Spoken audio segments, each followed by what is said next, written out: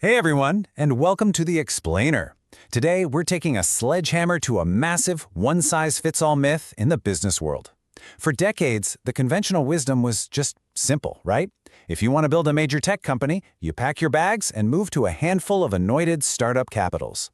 But looking at the data for 2026, it's telling us a completely different story. So, let's dive right into it. Where is the absolute best place to build a startup right now? Now, if your immediate instinct is to just yell out Silicon Valley, well, you might be setting yourself up for a very expensive mistake.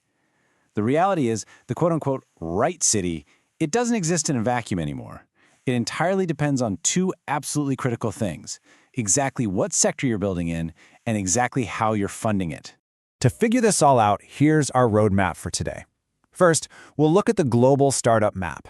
Then, Bengaluru's VC ascent, followed by the deep tech paradox, surviving the valley of death, the bootstrapper's reality, and finally, choosing your ecosystem. Let's get into it. Part 1. The Global Startup Map. Let's look at some of these massive shifting global trends. Moving into Part 2, Bengaluru's VC ascent. It's often called India's Silicon Valley.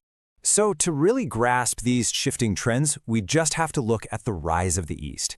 Bengaluru has literally just made history. It's officially leaving established American hubs like Austin and Chicago in the dust in the latest rankings.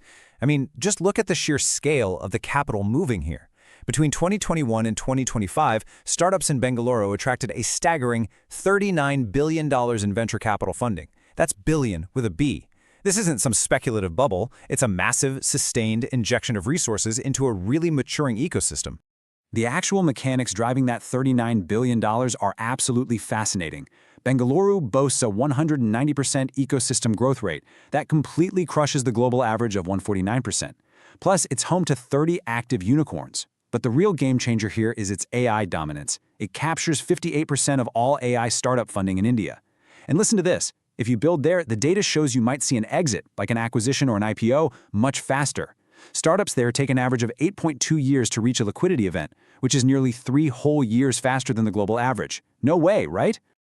All right, on to Part 3, the deep tech paradox. We're talking high stakes and serious complexity. So what happens when we move to a sector that requires a totally different kind of ecosystem? Well, first, let's be crystal clear about what deep tech actually is. It's definitely not regular tech. We're not talking about deploying existing software for, a new food delivery app. It's grounded in actual, hardcore scientific and engineering breakthroughs. We're talking about combining complex hardware and software, navigating a grueling 7 to 15 years of R&D, and building on heavily protected IP. Basically, it's incredibly difficult to build. And here is where we find a massive geographic paradox. If I asked you who leads the world in deep tech startups, you'd probably guess the US, right? Well, surprisingly, you'd be wrong.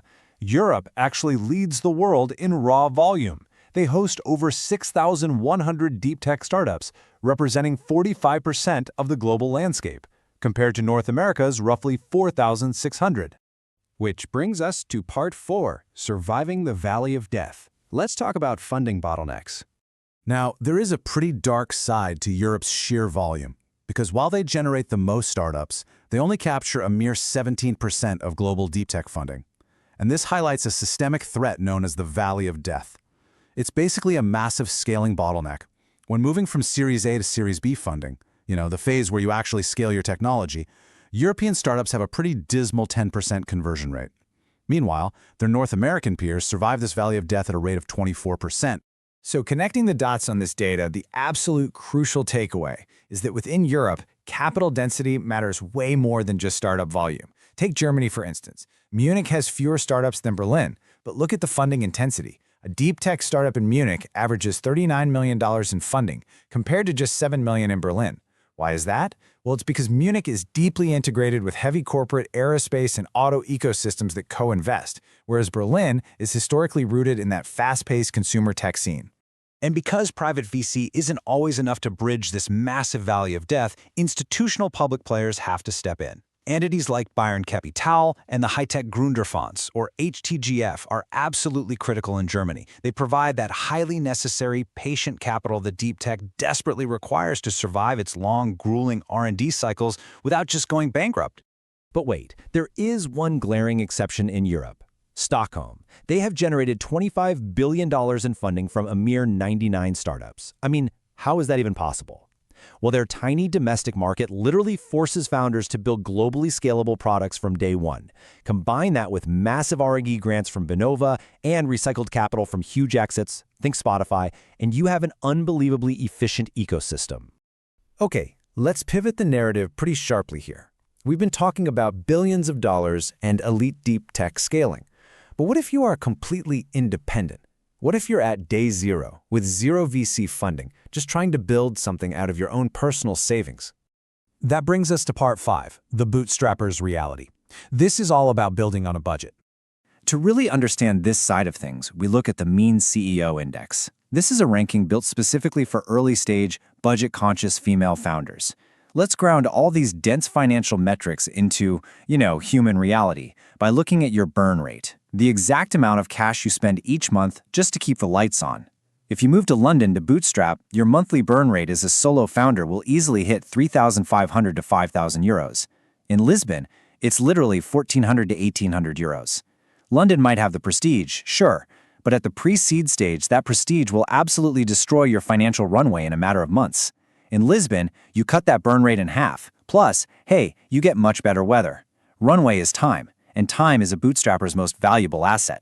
So looking at the index, this builds a totally different top-tier city list. The true best cities for bootstrappers right now are Tallinn, Lisbon, and Barcelona. These cities offer just an incredible balance. They keep your burn rate low, but they don't sacrifice safety, the ability to do business in English, or access to critical resources. It's kind of the best of both worlds. Let's take a closer look at the #1 spot on that list, Tallinn, Estonia. This digital-first underdog beats everyone on pure structural speed. You can register a company digitally for under 200 euros. They have this brilliant e-residency program, zero minimum capital requirements, and a startup visa that processes in just 10 business days. It is literally a lean founder's absolute dream. And there is a massive hidden funding layer available in these cities, EU grants.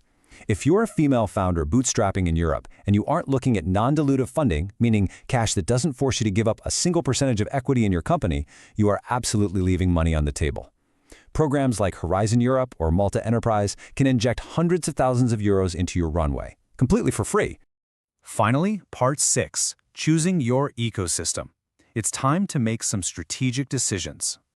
So we've seen the macro AI hubs, and we've explored the micro bootstrapping havens.